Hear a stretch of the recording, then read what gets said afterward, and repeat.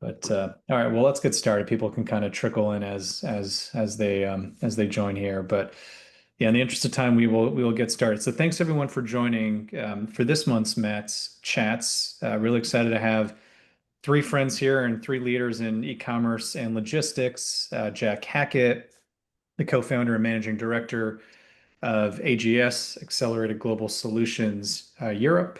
We have Justin Sherlock, the co-founder and CEO of Caspian, and then Daniel Pike, the president of Advanced Derm Solutions, also known as the makers of DermLev. Did I mess? Dermaleave. What's that? Dermaleave. Dermaleave. Dermaleave. Apologies, I completely butchered that. Dermaleave. Really excited to have the three of you here and dig into some conversations on kind of what's going on in the market, both here in the U.S. Really excited to have Jack here, just given his exposure to European markets and Asian markets, non-U.S. markets, and obviously Justin, with the work that he's doing with duty drawbacks is of particular interest here. So. Without further ado, would love for the three of you just to introduce yourselves. Daniel will do a better job introducing the name of his flagship brand, a little bit about your backgrounds and what you're working on. So maybe we'll start with Daniel and then go Justin and Jack. Great. Nice to meet all you guys and see all your names in the audience, I guess. So yeah, Dermaleave. I'm the co-founder and president of Dermaleave. We don't have a CEO. I didn't want to be CEO, but I guess I'm the boss. We've been in the market for a little under 4 years. Company's about 5 years old. We sell um, consumer products in the dermatology space. So skincare. We have two products right now. We have an anti-itch cream and we have a scalp itch serum. It's like a liquid for scalp. And they're very good products. And we have six or so new formulas that we're rushing to sort of try to get out the door. So we're really hoping soon to go from two formulas to seven or eight. Um, we we've been through the journey of using 3PLs. Like we started with ShipBob. We're on Shopify. We went to ShipMonk. I can talk about our decisions there. And now we went on to Amazon storefront about a year ago, and very quickly, about 90% of our business is now coming in through Amazon. So we're now using FBA, of course, and we also use Amazon for MCF. So Amazon fulfills our e-com Shopify orders as well. We have a small number of dermatology offices or private equity groups that buy wholesale from us that we fulfill directly to, and a couple of small e-commerce dermatology e-commerce stores that also we sell wholesale to that list our products there. We did do a fair amount of sampling to dermatology offices in the last two or 3 years. We've dialed that back because it's been very costly, but with not a great payback. We'd like to do that again when we have more marketing cash flow, but fulfilling that was quite an effort, shipping out cases of samples. So we're based in Tampa, Florida. We have a small warehouse where we pack and kit and do certain things to get obviously our pallets into Amazon and also, support our doctor offices and sampling and all those sorts of things. Some of the unique, I guess, things is obviously we're an OTC drug. So we do have expiration dates on our products. There's some intricacies there particularly with Amazon. They don't allow us to use our UPC code. We have to over sticker our UPC code with the Amazon FSN or ASIN barcode stickers. So that's been a manual process for us. I'd love to hear if anybody has any ideas or anything there. We're looking at offloading that. And also the kitting. So as you guys probably know, the pick fees on Amazon are very expensive. Our price points, by the way, are about $25 for our smaller tube and our scalp, and then we have one larger size of our cream, which is about $40.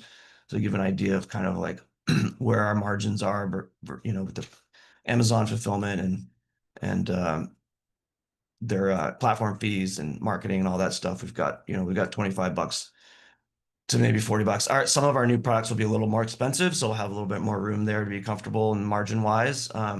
So We're also we're only selling in the US now, so it's something maybe in a year I might have some more experience to comment on internationally. There's obviously regulatory issues with drugs, OTC drugs, that we have to deal with on top of all the logistics, customs, and all that stuff. So, but we haven't really dipped our toes into the international fulfillment yet. Hope that was concise enough. Yeah, that's great. No, thanks, Daniel. Yeah, I'm sure you and Jack can have some conversations either today or offline about expanding overseas. He's got quite a bit of experience there. But yeah, I appreciate that, Daniel. Justin. Cool. Yeah, thanks, Matt, and thanks, Daniel, for the detailed intro. I'm Justin Sherlock. I'm the co-founder and CEO. I am CEO, Daniel, of Caspian, which is we're building the first automated trade advisor. So we're an AI native drawback platform. We're also expanding the product pretty rapidly, just based on the issues that we're seeing U.S. importers are facing with tariff expense. I started the company about 18 months ago. We are a fully licensed customs broker. We're also a CBP approved integrated software vendor, so we can transmit claims directly to customs and entries directly to customs through our software. Prior to Caspian, I was at Flexport, where I ran their trade finance group and worked closely with the trade advisory teams there. And then prior to that, I come from New York area. I grew up basically in the finance industry. I was in finance in my first couple of jobs before I moved over to the supply chain world about 7 or 8 years ago. So yeah, the only other thing I'd add is that fall is my favorite season, and I we get a little bit of it in the Bay Area here where I am. But I love traveling to the East Coast where my family is, so I can get some foliage and apples and maple syrup. But yeah, that's a little bit about me. There you go. That's why we got that orange background for you there, Justin, Mhm. as you were suggesting earlier. So you're welcome. Jack, do they have a normal fall in the UK? I mean, we kind of don't take Halloween as serious. I think. I mean, it's not really a fall. I mean, sometimes fall is the same as summer without the leaves, I guess. So but yeah, no, it's we've had a good summer here in the UK. So but yeah, it can be nice, but as you know, in the UK, the weather's pretty unpredictable. So. But yeah, so yeah, I'm Jack Hackett. I'm the co-founder and managing director of AGS in Europe. They're a New York headquartered business, only 5 years old, very heavily focused on end-to-end solutions, particularly in e-commerce. We have a sister company called SpeedX, which is rapidly growing in the US, which is a final mile carrier. In terms of a bit about me, I've actually only moving and starting AGS in Europe was something new for me. I was at Seco Logistics for 15 years, so and hadn't worked for anyone else. This is kind of something new for me. Prior to that, so I was the last 6 years I've actually been based in the US. And I joined AGS, and the founder Chris and said to me, could I come back and open Europe? So I'm kind of on a trip back to the UK and back to homeland to open up the European division of AGS. But yeah, they do everything from uh, global freight forwarding, fulfillment, cross-border, and domestic services. So yeah, basically we are pretty end to end, but we do a hell of a lot, which is interesting, I think, for this conversation. We do a lot of cross-border parcels into our final mile network, and I mean, I'll save some of this for later, but um, we have a lot of importers in that realm that do Typo 1, B2B to C, who are from country of origin China. So we've kind of had to have our act together since early May. I can see Justin nodding his head there. So yeah, I feel like we've got a lot of good experience, and I think I've got a lot of takeaways. So although I am based in Europe, I've just moved back to the UK temporarily, but have been in the US for the last 6 years. So I feel like it's been a little bit of my first 6 to 8 months have been very much getting back into the European market. I mean, the last 6 years in the US have just been so crazy that it's been hard to think about anywhere else around the world. So that's definitely been new for me. So definitely still got my US hat on with the fact that we are a US company. And if you think I moved back in April and what's been going on since April to now has been, yeah, pretty crazy. So, yeah, that's me. Yeah, thanks, Jack. Yeah, interesting timing for you to move back, for sure. I won't give much of a background on myself as I looking through the attendees. I think most of the attendees know who I am.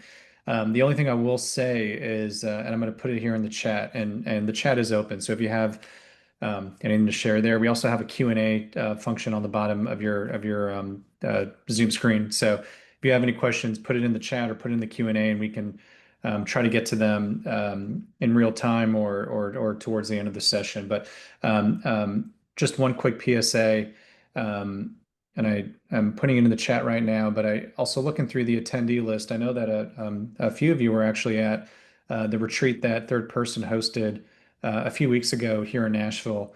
I know Justin and Jack will be at next year's retreat, or second retreat, which will be in March. Daniel, I hope you will be there too. I have the link there. Applications are open. It's a completely free 2 day experience, well, kind of 2.5 day experience, free for brands. So companies like Daniel's don't have to pay a nickel, including a 2 night stay at the Soho House here in Nashville. Unfortunately, Jack and Justin do have to pay a few nickels, but it's a really great experience, and encourage everyone attending this call to apply for next year's retreat. A really great sort of intentional networking event. We do limit it to about 45 people, so it's going to be unlike some of those larger events that I think you've all been to that you sort of get lost in it. So yeah, I appreciate Jennifer your words there to apply now. She was there last year, or sorry, last time a couple of weeks ago, and had a really great unboxing video on her LinkedIn social feed if you're connected to her. So just a PSA there. So yeah, thanks guys for your intros as well. Maybe we'll kind of get started with I might pick on Jack first. Apologies, Jack, but I am very interested to get your perspective on when US brands come to you looking to enter European markets. And maybe this is in your past life with Seco, or maybe you're seeing this now with the new business that you started with AGS. But I'm curious, given that most of the attendees are US based, when US brands and maybe Daniel next year or in a couple of years as he kind of evaluates potentially expanding overseas, what's like the number one mistake that US brands make in sort of planning that move or launch overseas? I think there's a couple of things there, Matt, really. I think it's easy to make a mistake around entities and physical representation and things like that. I don't see many. I wouldn't say I think that's an easy mistake to make, but I don't see many people doing it because I think it's maybe sometimes one of the first things that you worry about is, okay, can I do this? Can I actually trade in that area before I think about setting up something out there? I think I see a lot of brands, particularly like in the UK, and obviously that's where I've had a lot of my focus in my career. But let's say the UK, I find a lot of brands sometimes automatically think that their product would work exactly the same like for a UK consumer or a European consumer. I think that's one of the mistakes they make, and then subsequently they often then kind of go very all in on it because I think it's I think the UK market and European market. I mean, we've always liked to buy online, and I think it's natural to think, oh, okay, lead times from you can have a DC in Europe and fulfill all around Europe very quickly with at a relatively low cost when you think about it, right? But I think a lot of people just then put stock in those areas, and I think there's probably not enough thought around the actual types of products, right? I won't drop any names here, but I was talking to a brand recently, a golf brand, and they thought, and I'm a previous teaching professional. I wasn't anywhere near the tour, but I golf in the US and golf in the UK is two different things, and not to get too into it, but like I love golf in the US because you know what, like it's so much more relaxed. You can listen to music. You can, it's just I feel like people are just there to have fun. It's a lot less serious. So, you just think about the types of products that you have being in that market. Anyway, I don't want to get into too much detail, but you can think about the things that like the speaker for the golf cart, right? Golf carts don't, actually a lot of UK golf courses and European golf courses, they don't really have that many golf carts. You walk. So anyway, I think there's that. I think but taking it back, Matt, I think people do go very deep in with a lot of stock when actually, you know what, you can start with a pretty small stock pool, get yourself set up with the right entities, with the right representation. So I think that's one of the mistakes that they make. Yeah, it's great. I love the golf analogy. I didn't realize that the game is, I mean, I'm yeah, I don't play golf. I think it's boring to play. I love watching it. Ironically, I love watching it. I don't like playing it. Maybe it's because I'm not good and I've never taken a lesson. So it's like watching me pick up basketball, right? It's a struggle. I like sitting on my stationary Peloton bike, and I'm pretty good at that. So, but anyways, enough about sports. No, appreciate that response, Jack. Daniel, I want to go back to you because you were kind of digging into sort of what your supply chain looks like. A couple things that sort of stuck out. You said that you're only in the U.S. market today. It sounds like you're interested in potentially expanding internationally, and I can certainly appreciate that your product is a little bit more challenging given that it's a, you know, topical ointment, OTC drug essentially, right? You're not selling candles or t-shirts that are presumably a lot easier than medical grade products like yours. So I appreciate that. It sounds like you've worked with other 3PLs in the past. So, I think I heard you say ShipBob, maybe ShipMonk as well. And it sounds like now you're using Amazon both for FBA, sort of Amazon.com orders as well as the multi-channel fulfillment. I think you said MCF. So you probably have your Shopify store, I think you said, and all those, all your inventory sitting in Amazon, and Amazon's doing everything for you. Um, that's really fascinating. I'd say it's not, yeah, it's mostly uncommon, but I don't mean that in a bad way. I think there's like a lot of brands out there that are kind of fearing Amazon, right? And they don't want to put all their eggs in one basket, and they want a little bit of, contingency. I'm curious, particularly as I continue to hear a lot about Amazon's shipping service. I think it's called Amazon. What is it? It's something simple like Amazon shipping or Amazon yeah, fulfillment, I think. yeah, exactly. Yeah.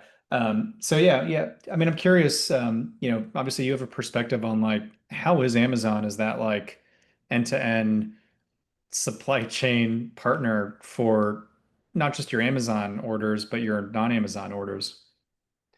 I mean, it's been great, and that's one of the things that I actually am interested in learning about in this forum. I realize Amazon may be a dirty word here, but um, the sort of perspective I have is Amazon's eating the world, right? Or that's their goal. They're obviously very quick to get products to consumers with Amazon Prime.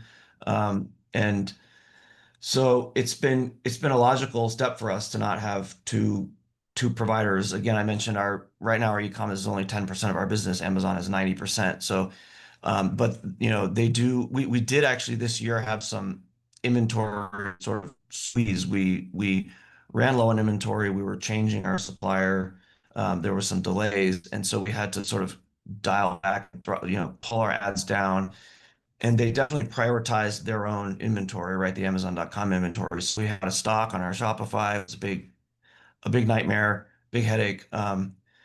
We're also going to go into Walmart, and which is interesting. Walmart, actually, you're allowed to use MCF to fulfill Walmart, but if it comes in any kind of Amazon labeled envelope or box, you know, they'll come to your house and kill your family.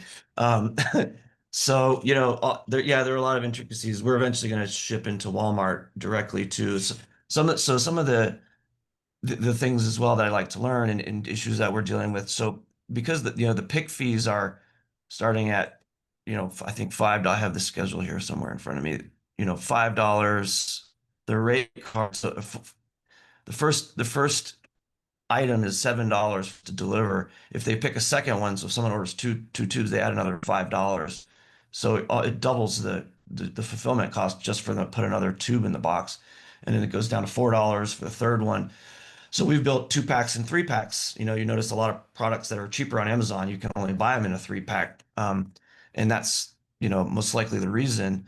So we're now assembling those in our warehouse, which is very inefficient. Obviously, we get all the inventory from our manufacturer, and then we have people standing at their tables, loading them into 2-packs and bags, and we have to sticker over the single barcode with the 2-pack barcode so that Amazon employees don't accidentally scan the wrong barcode, which then screws up, you know, their system, or delivers the wrong product. So that's something um, that's just an inefficiency that, you know, we're looking to address with their ASINs. And again, as I mentioned, we cannot register and use our UPC barcode as the Amazon sticker, which you can do for expiration date products. So that's a bit of a hassle. We're looking at actually producing new boxes that have the Amazon barcode printed on the artwork instead of our UPC barcodes. We have a separate SKU specifically for the Amazon channels, which just is another, you know, another item and another complexity, another thing to track and keep track of. So yeah, I'd love to learn, you know, what alternatives are out there. We've been happy in general. One other thing I'll mention is we had a call this week with AWD, their new sort of warehousing business. I don't know if you guys have that on your radar, but they're basically turning on sort of an inbound, larger volume inbound warehousing system where you ship in larger quantities, pallets, and so forth. And then that feeds into the FBA, the distribution center locations. The benefit, and I'm sort of surprised, it takes their charge for us to open a case, intake a case with FBA is like $14 up to $18 for a case of call it 45 or 50 units. That goes down to $4, which is a tremendous savings. And then they manage the fulfillment internally from their AWD warehouse into their FBA facilities. You have a little bit more, you have an extra week of time to fulfill the channels. But you know, the feedback out in the world is that it's awful. You know, the reviews are terrible. And they said, well, that was from when we had 4 warehouses. Now we have 10 warehouses and we're adding more, and et cetera. But you know, I've gotten this mixed review that it's not a seamless, you know, ordeal, that you have to really stay on top of it to make sure that everything gets in place in time. So we're gonna do it, but you know, we're gonna do it very cautiously given that feedback. So again, I don't have anything to report on that. We just had that call this week. Yeah, I see someone else commenting that they've only heard negative things. So yeah, that'll remain to be seen. Sorry, I don't know if I'm answering any questions. No, it's great. But yeah, I'm No, I definitely appreciate it, Daniel. learn.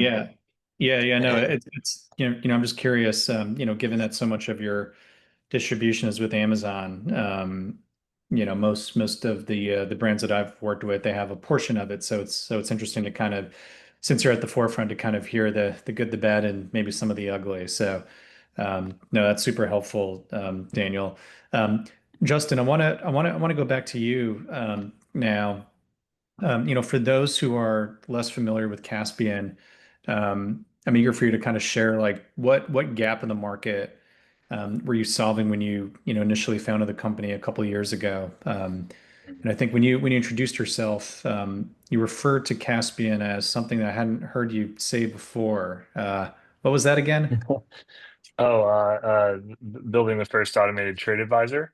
That's right. Yeah, the first Uh, automated trade advisor. So, yeah, yeah, I'm curious. Given that you're sort of at the forefront of all this craziness out there with tariffs and whatnot, I'm sure that's keeping you busy. So, yeah, curious. Just to kind of understand some of the challenges and pain points that you set out to solve here yeah. with Caspian. Yeah, well, to dovetail on what Daniel was kind of sharing about his fulfillment model, I think it's interesting because I think maybe in prior years, something that maybe advice that a consultant or a 3PL or a tech provider might share is like, well, why don't you try fulfillment from your factories via parcel? If you're doing all this like parcel creation in the US, you're importing in bulk, like could you avoid duty by like just shipping the parcels directly from your manufacturer and doing the kitting internationally, which is probably cheaper. And like that made sense for a lot of companies. And now with everything that's happening and with the de minimis provision going away, and then of course all these new tariffs, it's causing a lot of companies to have to rethink how they source and manufacture and assemble and then ultimately deliver products. The customers, and it's really complex, and there's no like one size fits all playbook. There's kind of a bunch of different playbooks depending on the type of product and the country that you're manufacturing in and where you sell. Um, and the type of customer experience you need to provide, like how close does your inventory need to live to your customers? There's all these different considerations, and um, at least on the tariff side, I felt like there hadn't really been an easy to use product that would help you figure out what to do. And when I was working with brands and manufacturers. I had a couple hundred clients that I worked with at Flexport in our lending division back when I was there several years ago. And I think just getting your arms around your total tariff exposure, what types of tariffs you're exposed to, the tariffs that are coming up, the newly proposed tariffs, and how those will impact your planning, was something that it was difficult for most, SMBs and middle market companies, and even large enterprises to get access to the right advice. And so that's why we built Caspian. We always have wanted to build more than duty drawback. Duty drawback is the first kind of tariff refund that we're unlocking. It's a really onerous process. It's only relevant for companies that export or destroy products from the US. So it's not it's not for every single brand. It's a smaller portion of brands and manufacturers that it's relevant for. Um, but I think it's pretty untapped and underutilized because it's so complex, and there isn't really any good software off the shelf for it. So that's a little bit of the story there. I think as far as like what's happening right now with tariffs, there's not to get too far ahead of the questions, but um, there's a lot going on in the news with the legal cases. There's also new tariff investigations that are ongoing right now. So, Section 232, which are product-focused tariffs, and Section 301, which are country-focused tariffs. Those are all set to expand pretty rapidly. The 232s have already been. There's all sorts of new. I'm sure you've seen like cabinets and furniture and of course, automobiles were much earlier in the year, but there's been a number of new categories that keep getting added. Pharmaceuticals looks like it's on deck, unfortunately for Daniel. And so it's like, how do you plan around that? Is a tough question. How do you know what is your margin going to look like when you're buying inventory, and then you have another, maybe 6 months until that inventory else is going to sell, is a difficult question. So that's some of the problems that we're helping companies with at Caspian once we get into their data for the drawback process. So yeah, that's a quick overview, Matt.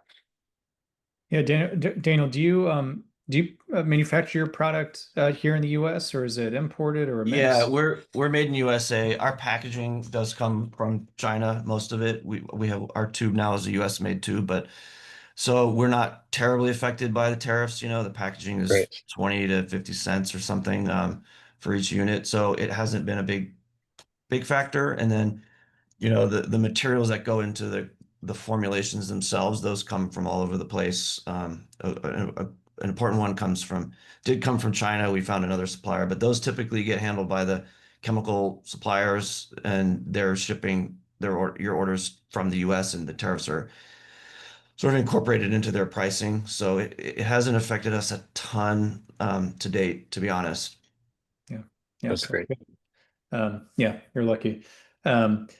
Jack, curious, what are you seeing in terms of, brands? I mean, we can pick on Europe, but, maybe just anywhere kind of rest of world, Asia or else, Australia or elsewhere. Are you seeing these brands as a result of kind of the current tariff environment here in the United States? Are you seeing, is there a trend of more of these brands opening up facilities in the US to service the US customer, given that de minimis is completely off the table now? Are you seeing non-US brands um, sort of avoid selling into the US? Are you seeing US brands move fulfillment outside the US to service that local market? What are some of the sort of macro trends that you're seeing, sort of, e-com distribution patterns you're seeing? Yeah, also sorry to jump in, Matt, but there's a good question from Marcus in the chat around 3PL costs in Europe, which I would honestly would be curious to learn about too from Jack. Yeah. I'll cover your one first, Matt. In terms of like what we're seeing from brands, I mean, I don't know if us at at AGS and SpeedX are incredibly lucky, but a lot of the brands that we're servicing today. Now, bear in mind, we service actual brands. We also service cross-border providers because we offer brokerage services and obviously final mile. So we work with a lot of cross-border providers that need that service. Actually, a bunch in the UK, actually. And we haven't seen volumes drop at all. If anything, now I tell you, I think every brand's taken it slightly differently. I mean, we have a lot of brands that ship from China, and they have very unique ways of looking at it. I think they're they've clearly found a way, whether absorbing cost or adding cost on, but still the US consumer is finding it that's okay. I found a lot of brands, particularly in the last few weeks of the de minimis going. So in kind of in August, panicking in a sense of rightly so that we need to get fulfillment, and then actually realizing that they can totally get by with a typo 1 clearance, which a lot of people were calling the B to B to C, or the type 11. Obviously with the typo 1, you have to remember you have to have a US entity, but I would just say that like it's just, I think people are adjusting, right? Like, just not to bring up COVID, but like we adjusted, and you find a way. And I think not to use a phrase, and he's actually Anthony Pizza, our head of SVP of marketing and kind of our brand management. I mean, when I first got him on a call with some of my UK brands that ship to the US, I think his phrase was, it's not difficult, it's just tedious. And I think that's why people like Justin are doing what they're doing, because they are, I think someone put it in a chat, a godsend for the business, because, our world is so um, manual, and people just try to avoid it for that reason. So I think it's a mixed bag. I think people are doing a lot of both, Matt. I think people are setting up fulfillment in the US. They're certainly looking at it. I know a lot of brands that are also looking at, you know, taking down space themselves as well. I mean, and looking at it from that way, because you know what, like that way they can take 5 to 10,000, just an example, square feet, and it be their own problem, rather than getting into bed with a fulfillment partner, or marrying a fulfillment partner, and actually like having to sign up to volume, right? And all of that good stuff, which totally makes sense.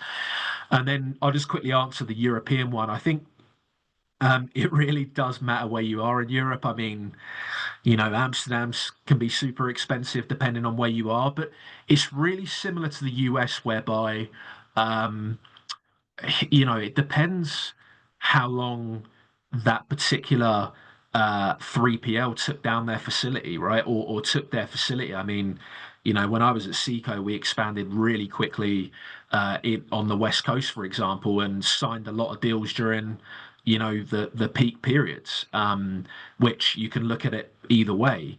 So it does really matter about that. I think a lot of people are thinking a little bit more outside the box in Europe, and not thinking about the traditional places like Germany, the Netherlands, UK.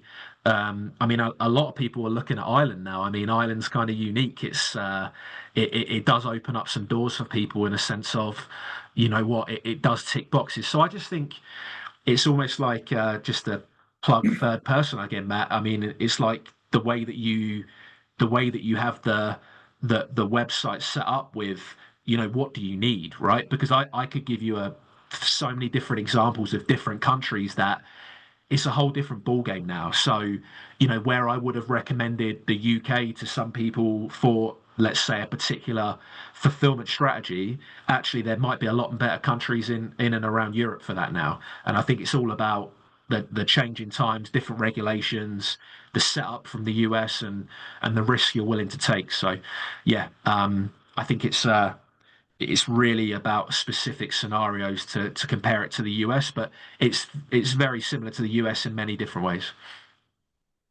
Mm, Matt, can I jump in with a Yeah. question for Jack? I'm curious what categories, Jack, you're seeing are actually still doing well shipping from Europe to the US. Um, what I'm hearing or seeing is just like a massive fall off in interest from international companies to sell into the US as a result of the tariffs and the and de minimis going away. And so I'm curious what's still doing well, where are you seeing them where there's still volume or growth in the market? I think fashion retail is something that is still, if you're a brand and you're like, everyone wants to crack the US, right? Like the US is, just as a consumer, and thinking about how my wife shopped and things like that, because when we were living in the US for 6 years, you know what, like, yeah, buying clothing in the US is not cheap. Whereas, there's so many brands out there that, you know, they are pretty mid-market in these other countries, but actually they can sell in the US at double the price that they are selling in their in country, and yet still be a really great price point for the US. So obviously rate of exchange makes a difference, and that's fluctuating a lot at the moment. But ultimately, yeah, I would say fashion. But yeah, I just think, yes, there's definitely just in some brands that are like kind of avoiding the situation, and oh god, I don't even want to think about that right now. But ultimately the US is the US, and everyone wants to crack it, right? So I just think it always Yeah. comes back to that. And you know And I'm the, I, yeah, I'm very proud to have, I'm a green card holder and a permanent resident, and ultimately I will, me and my family will move back eventually.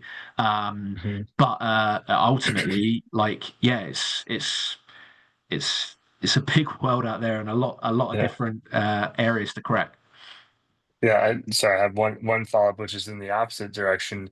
So US companies expanding internationally, um, obviously like everything we do at Caspian is to help companies grow their international sales, their exports, because that increases the potential for tariff refunds through drawback.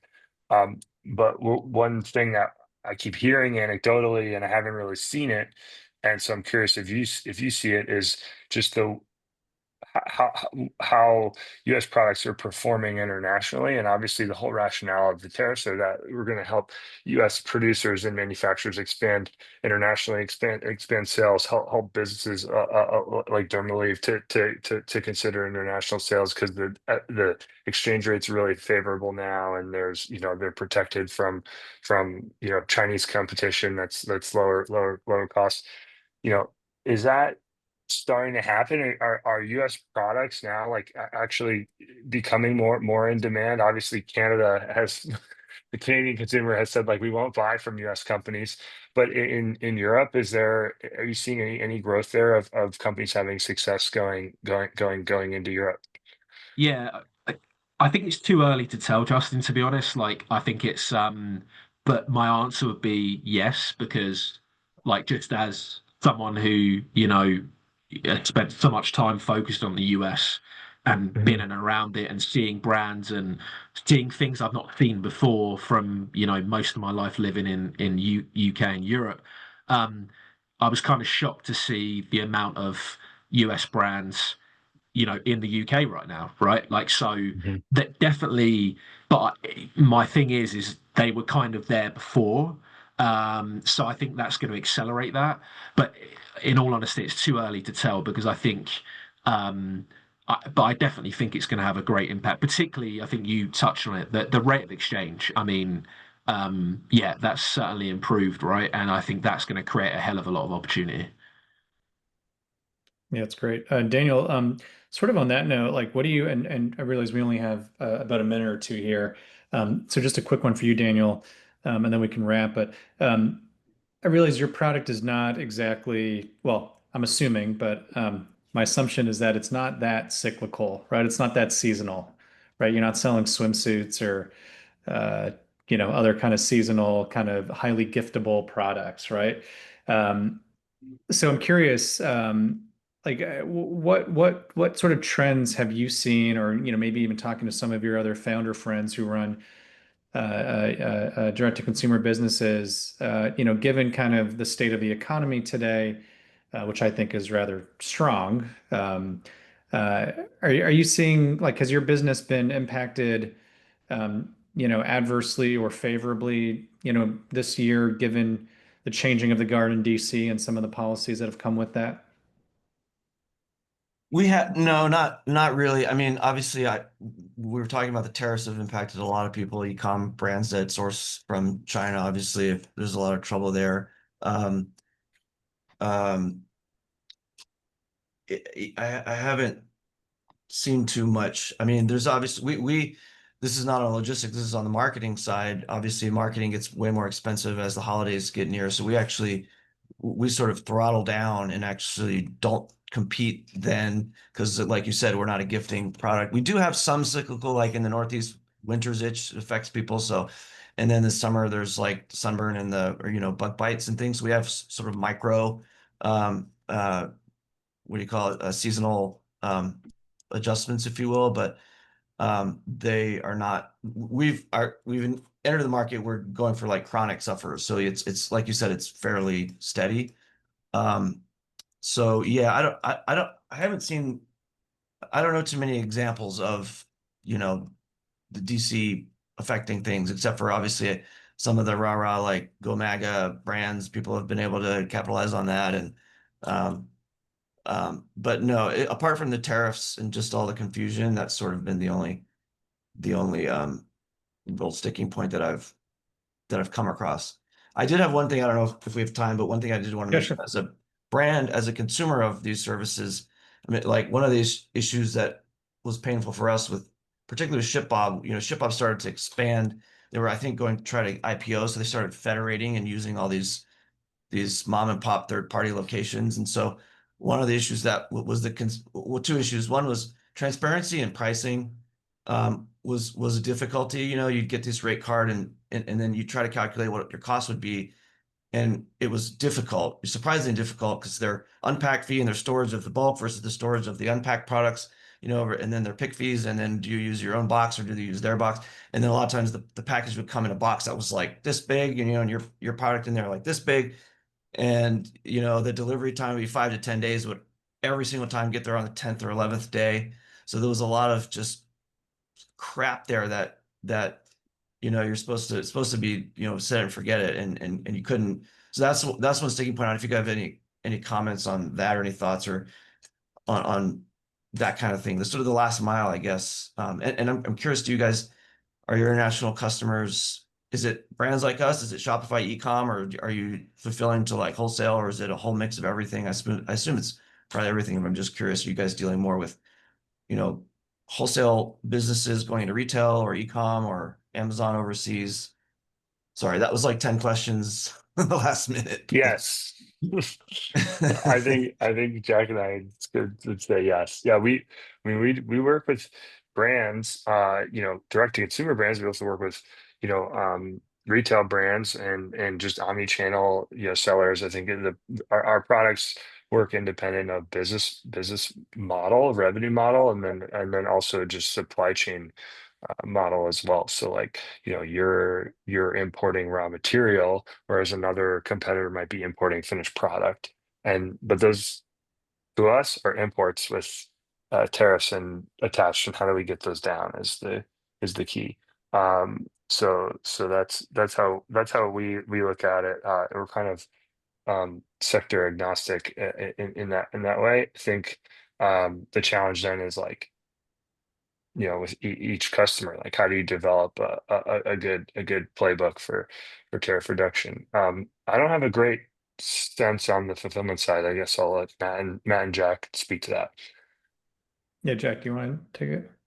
Yeah. I mean, and sorry, Daniel, tell me if I haven't answered the question, because you did ask a few, and I was thinking more about your last few. But in terms of like final mile, to touch on that, I think I set up a lot of fulfillment operations in Seco, and we also do fulfillment at AGS, and I think the good thing that you've got kind of just got to find is, I think, making sure that some of the fulfillment partners are thinking a little bit outside the box of some regional carriers, and not just because AGS owns one. Actually, SpeedX is kind of turning into much more of a US, carrier with delivering there, but was set up as more of a regional carrier for sure. But I think there's so many great carriers out there that are really great in certain locations. So it's just ensuring that the 3PL, because I think, um, everyone can pick and pack, right? It just depends on how quickly, how much automation, all of that good stuff, the level of complexity.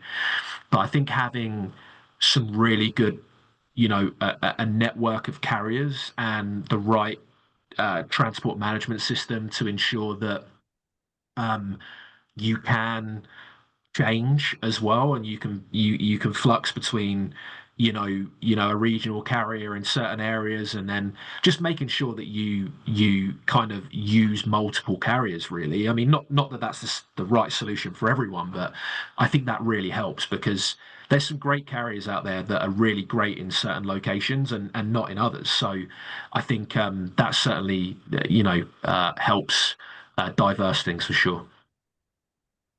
Did that answer your question? Yeah, it sounds like you guys do that hard work and sort of go, squashing out as many of those pain points that a brand like ours would be facing. So thank you. Well, great. No, I appreciate that, Jack. And yeah, Daniel and Justin and Jack, appreciate you guys joining us. Thank you, the three of you, and for those who watched today. This will be posted on our YouTube channels and be sent around over email over the next, probably later tonight, but certainly over the next day or two. So for those who registered but couldn't make it, and for those who just want to watch it again, it'll be available. So thanks everyone for joining. Thanks to the other panelists, and have a good rest of the week. Thanks so Thanks, much, Matt. guys. It was fun. Bye. Thank you guys.